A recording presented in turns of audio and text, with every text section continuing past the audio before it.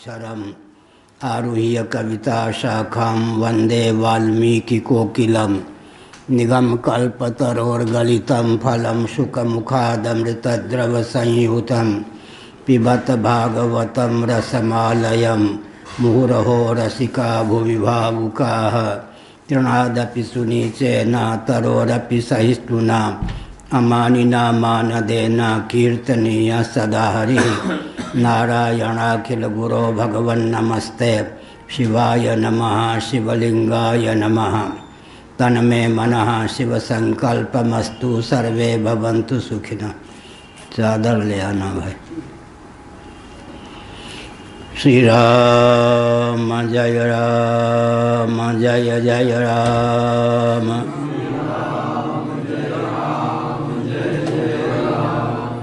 धर्म की अधर्म का प्राणियों में विश्व का गौ माता की गोहत्या भारत सर्वभूत हृदय धर्म सम्राट श्री स्वामी करपात्री जी महाराज की, श्री जगन्नाथ महाप्रभु की, श्री बलभद्र महाप्रभु की, भगवती सुभद्रा देवी की। हर हर महादेव। गोविंद जय जय गोपाल जय जय।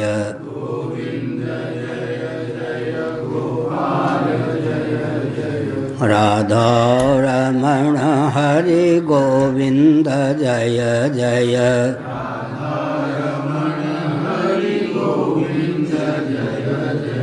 श्री कृष्ण गोविंद हरे मुरारे।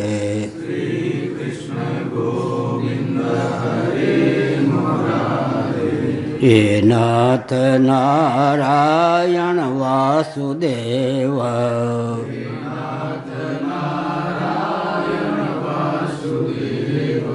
गोविंद जय जय गोपाल जय जय।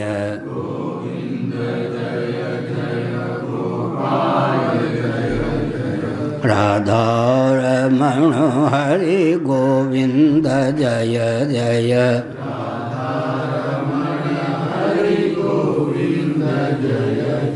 श्री वृंदावन बिहारी लाल की जय। नमो माधव्य शंभो शिव शिव शिव शिव शिव शिव नारायण नारायण नारायण।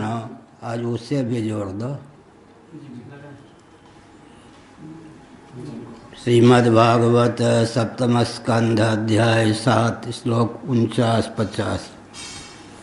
सर्वेषामपि भूतानां हरिरात्मेश्वरः प्रियः भूतैर्महद्भिः स्वकृतैः कृतानां जीवसंहितः।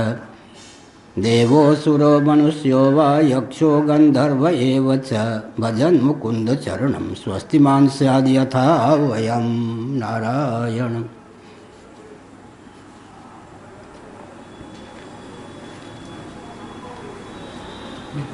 हरि आत्मेश्वरः प्रियः सर्वेषाम् अपि भूतानां।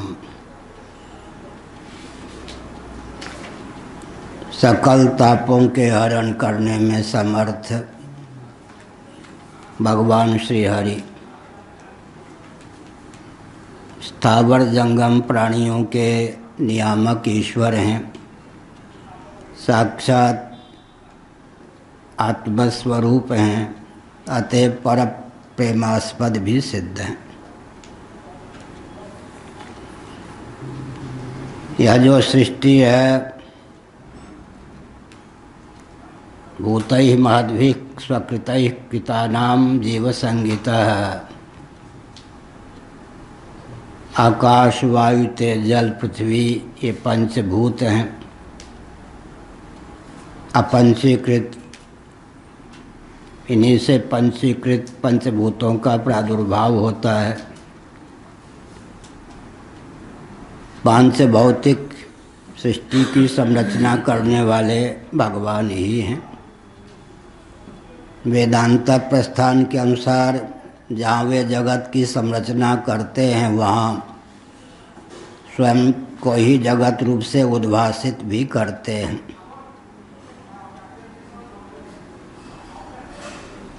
सृष्टि के वे अभिन्न निमित्तोपादान कारण सिद्ध होते हैं। जीव, जगत और जगदीश्वर तीन रूपों में भगवान ही स्फुरित हैं। त्रिगुणात्मिका माया उनकी शक्ति है जिसे प्रकृति भी कहते हैं। विशुद्ध सत्वात्मिका माया के योग से वे जगदीश्वर के रूप में स्वयं को अभिव्यक्त करते हैं। मलिन सत्वात्मिका माया अविद्या के योग से वे स्वयं को जीव के रूप में व्यक्त करते हैं। तमः प्रधाना प्रकृति या माया के योग से वे स्वयं को जगत के रूप में उद्भासित करते हैं। इस प्रकार जीव संहिता देहेंद्रीय प्राणांतकरण का नियामक भी जीवन धन जगदीश्वर ही सिद्ध हैं। इसका अर्थ है कि सृष्टि के रचयिता हैं, जगदीश्वर हैं, सर्वेश्वर हैं, स्वरूपतः सच्चिदानंद स्वरूप हैं और जीव रूप से भी स्वयं को उद्भासित करते हैं। अनेन जीवेन आत्मनानुप्रविश्य नाम रूपे व्याकरवाणी, इन श्रुतियों के अनुशीलन से भी भगवत तत्व ही जीव रूप से उल्लसित है। जीवन धन जगदीश्वर ही जीव भावापन्न हो जाते हैं। उपाधिगत चमत्कृति है यह। सर्वेषामपि भूतानां हरिरात्मेश्वरः प्रियः। हरि आत्मा है, हरि आत्मा है। ईश्वर नियामक भी हैं और प्रिय सबके पर प्रेमास्पद हैं, क्योंकि नवा अरे सर्वस्य कामाय सर्वं प्रियं भवति, आत्मनस्तु कामाय सर्वं प्रियं भवति। अन्यों में प्रीति आत्मा के लिए होती है, आत्मा में प्रीति किसी अन्य के लिए नहीं होती। आत्मा शेषी है, सृष्टि शेष है।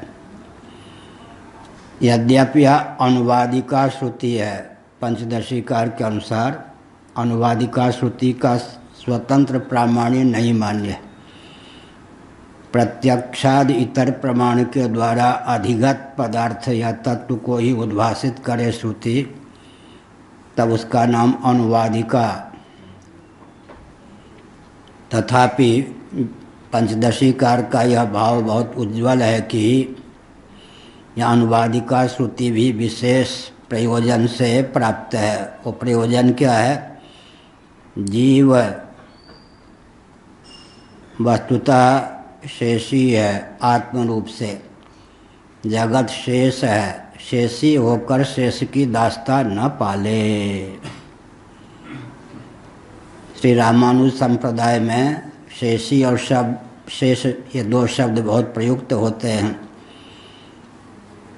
आत्मा शेषी है, जीव शेषी है, जीवात्मा शेषी है, जगत शेष है। जो भी अचित पदार्थ अनात्मक प्रपंच है वह शेष कोटि प्रविष्ट है, शेष ही है। एतावता शेषी होकर शेष की दास्ता न पाले।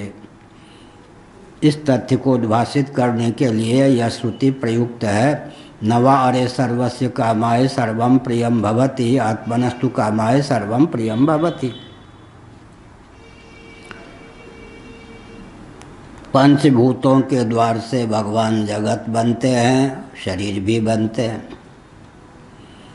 यह शरीर भी पंच भौतिक है। वेदांत प्रस्थान के अनुसार तो लिंग या सूक्ष्म शरीर भी पंच भौतिक ही सिद्ध है। अपंचीकृत पंच महाभूतों से सूक्ष्म शरीर की, पंचीकृत पंच महाभूतों से स्थूल शरीर की संरचना मान्य है। स्थूल और सूक्ष्म दोनों शरीर की भौतिकता छांदोग्य उपनिषद, पैंगलोपनिषद आदि के अनुशीलन से सिद्ध है। देवो सुरो मनुष्यो वा यक्षो गंधर्व एव च भजन मुकुंद चरणम स्वस्तिवान स्याद यथा वयम। बहुत अच्छा।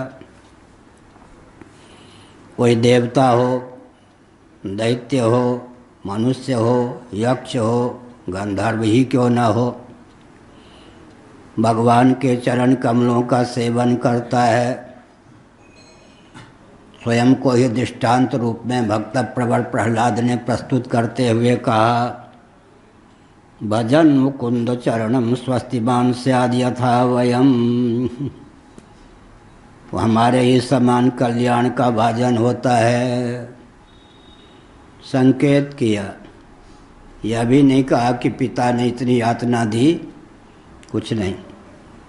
इसका अर्थ हिरण्यकशिपु ने मारन मोहन उच्चाटन तांत्रिक मांत्रिक प्रयोग किया, अस्त्र शस्त्रों से छिन्न भिन्न प्रहलाद को कराने का प्रयास किया, करने का स्वयं ही प्रयास किया।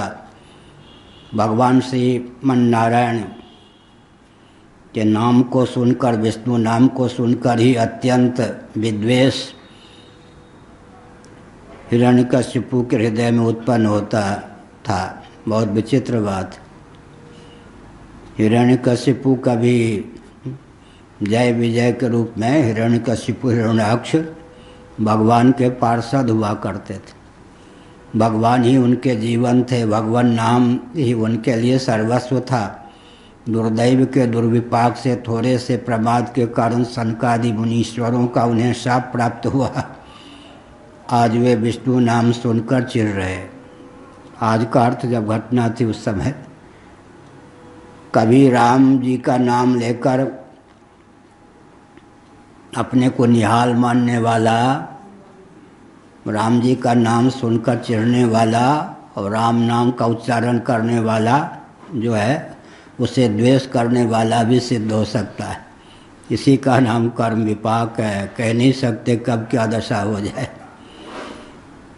इसीलिए कहा भजन मुकुंद चरणम स्वस्तिमान स्याद यथा वयम। बहुत बढ़िया। आज मैं सोच रहा था,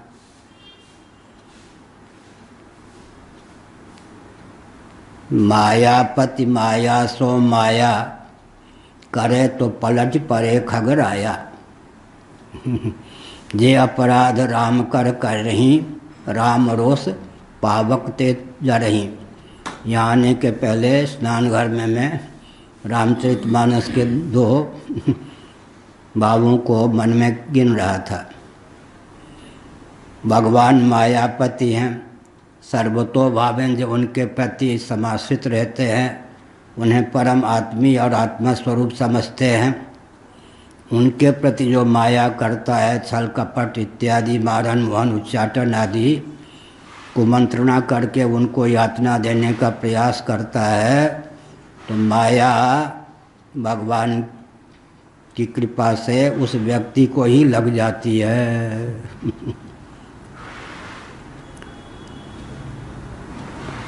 और भगवान के जो सर्वतोभावेन समाश्रित हैं, विशेषकर उन्हें आत्मी ही नहीं आत्मस्वरूप भी जानते मानते हैं, उनका कोई अपराध करता है तो राम जी के रोष से, राम जी के, भगवान के, प्रभु के रोष से, उनके कोपाग्नि से वो भस्म हो जाता है। तो भक्त अपनी निष्ठा के बल पर ही सुरक्षित रहता है। भगवान ही भक्तों से द्वेष करने वालों से निपट लेते हैं। भगवान जब निपटने के लिए तैयार हैं तो दूसरा क्या कर सकता है। आज मैं यह भी सोच रहा था, श्रीमद् भागवत में जड़ भरत जी का चरित्र है। कापालिक था, भैरव जी की आराधना करता था, वाम मार्गी था, जैसे तैसे व्यक्तियों को पकड़कर बलि देता होगा। लेकिन जब भगवान को अपने आत्मी और आत्मा स्वरूप समझने वाले, जड़ वृत्ति से रहने वाले, कौन, जड़ भरत को पकड़ लिया उसने और बलि देने की तैयारी की, तो भैरव जी ने अपने उपासक को ही प्रकट होके बलि दे दी, मार दिया। ठीक इसी प्रकार की घटना भगवान शंकराचार्य महाभाग के जीवन में कापालिक पकड़ के ले गया, बलि देना चाहता था, उसके इष्टदेव ने ही प्रकट होकर उस कापालिक को मार दिया। इसका अर्थ जिनके जीवन में भगवान के प्रति आत्मबुद्धि या आत्मीय भावना नहीं है, उन पर इन कापालिकों की, मंत्रिकों की, तांत्रिकों की, यांत्रिकों की दाल भले ही गल जाए, लेकिन जो सर्वतो भावेन देहेंद्रीय प्राणांतकरण से और स्वयं भगवान के प्रति समर्पित हैं, उन पर किसी की माया नहीं चलती। विशेषकर जो भगवान को आत्मस्वरूप भी जानते हैं, यानी त्वात्मैव में मतम। इसलिए हमने आज विचार किया, क्या सत्य की परख होनी चाहिए, और परख हो जाए तो सत्य की पकड़ होनी चाहिए। जितेंद्र महापात्र मेरे बहुत लाडले प्यारे हैं। उन्होंने अपने जीवन का अंकन किया हो या न किया हो, कल मैंने उनके जीवन का अंकन किया। मैं तो अपने जीवन का अंकन करता हूँ, विश्व कल्याण की भावना से भावित रहता हूँ, मान बिंदुओं की रक्षा के लिए चिंतन करता हूँ, अखंड भारत की भावना से भावित होकर काम करता हूँ, स्वाध्याय आदि में तत्पर रहता हूँ, तल्लीन रहता हूँ। किसी के जीवन का अंकन मैं क्यों करूं? सबको भगवत स्वरूप समझता हूं। लेकिन जब वे बात कर रहे थे तो मैंने सोचा ये अपने जीवन का अंकन स्वयं नहीं कर पा रहे, सत्य की पकड़ नहीं, सत्य कोई बता दे, पहले तो सत्य की परख नहीं, सत्य कोई बता दे तो पकड़ नहीं, तो निषेध मुख से शिक्षा लेनी चाहिए। जितेंद्र महापात्र बहुत लाडले प्यारे हैं, उनको ये शिक्षा लेनी चाहिए कि सत्य की परख हो, सत्य की पकड़ हो, तब भौतिक दृष्टि से भी जीवन का उत्कर्ष होता है और प्रभु प्राप्ति का मार्ग भी प्रशस्त होता है। यहाँ भी वाह वाह, वहाँ भी वाह वाह। क्या सत्य की परख होनी चाहिए, और सत्य की परख होने के बाद सत्य की पकड़ होनी चाहिए। सत्य की परख नहीं और सत्य को बता दे तो कोई उसकी पकड़ नहीं, सत्य को पकड़ के नहीं रह सकते, तो कभी भी किसी व्यक्ति की दुर्गति हो सकती है। इसलिए अपने ऊपर कृपा करके सत्य की परख कब होगी? सत्य के जो पारखी महापुरुष हैं उनके संपर्क से। उन्हीं से कोई द्वेष करेगा तो गया, 50-25 नहीं, करोड़ों जन्मों के लिए भटक गया। मैंने कहा था ना, एक क्षण का प्रमाद 10,000 अजगर शरीर को भी दे सकता है।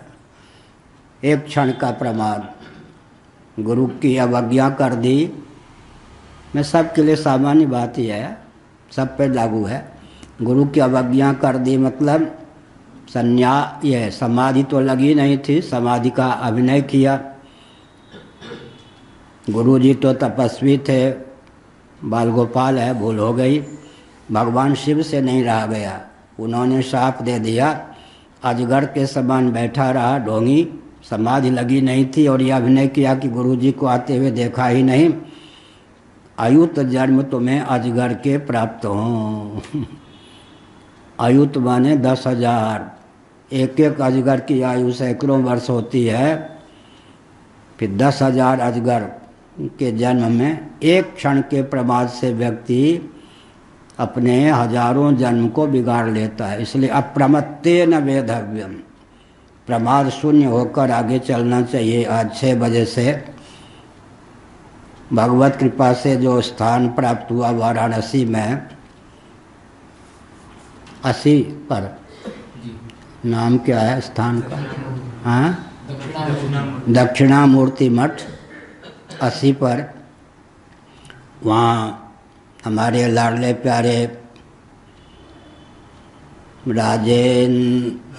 राजेश जी, संतलाल जी आदि यज्ञ का अनुष्ठान भी किए हैं, और 1 सप्ताह तक विद्वान मनुष्यों के मुखारबिंद से हिंदू राष्ट्र संघ पर प्रवचन का आयोजन भी रखा है।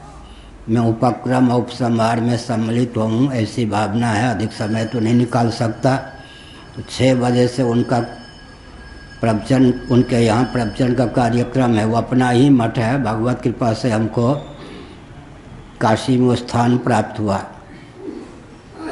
इसका अर्थ विद्या अध्ययन मैंने पूज्य गुरुदेव से काशी में किया। क्या हुआ? कौन है? कोई है? चक्कर आ गए? अच्छा, वो हैं, उठाने में मदद कर रही थी, लाला जी हैं। तो बैठे क्यों भाई? ऊपर से हाथ जोड़ लेते, हमको नाराज थोड़े होते। अब कुर्सी पर बैठी गोद के लाला हैं नारायण। हमने संकेत किया तो बहुत अच्छा कार्यक्रम रखा है। अभी मैंने कहा भजन मुकुंद चरणम स्वस्तिमान स्याद यथा वयम। मुकुंद, मुख में कुंदवत हास, मुकुंद। अब मोक्ष देने में समर्थ का नाम है मुकुंद। भजन, उनका जो भजन करता रहता है, संलग्न रहता है, स्वस्तिमान स्यात्, उसका बाल बांका कोई नहीं कर सकता। यथा वयम, अनुभव की बात प्रहलाद ने कहा है, या जैसे कि हम लोग, वयम क्यों कहा? तुम लोग भी हमारे साथ थे, तो यातना जो पिता आदि के द्वारा दी गई, उसका प्रभाव जैसे हम पर नहीं पड़ा वैसे तुम पे भी नहीं पड़ा। जैसे भगवान का भजन करने के कारण हम सुरक्षित हैं, वैसे ही जो भगवान के मुकुंद के शरणागत होता है, उस पर किसी की दाल नहीं गलती। भजन मुकुंद चरणम स्वस्तिमान स्याद यथा वयम। नारायण अखिल गुरो भगवन् नमस्ते शिवाय नमः। शिवलिंगाय नमः। तन्मे मनः शिव संकल्पमस्तु। सर्वे भवन्तु सुखिनः। नारायण। आज के प्रवचन का सार, सत्य की परख होनी चाहिए और पकड़ होनी चाहिए। सत्यमेव जयति नानृतम, सत्यमेव जयते नानृतम। सत्य की परख कैसे होगी? जो सत्यवादी हैं, सत्यशील हैं, स्वाध्यायशील हैं, सत्पुरुष हैं, उनका संपर्क करेंगे, सद्ग्रंथों का अनुशीलन करेंगे, तब सत्य की परख होगी। सत्य की परख होगी, फिर सत्य की पकड़ कब होगी? सत्य की पकड़ तब होगी जब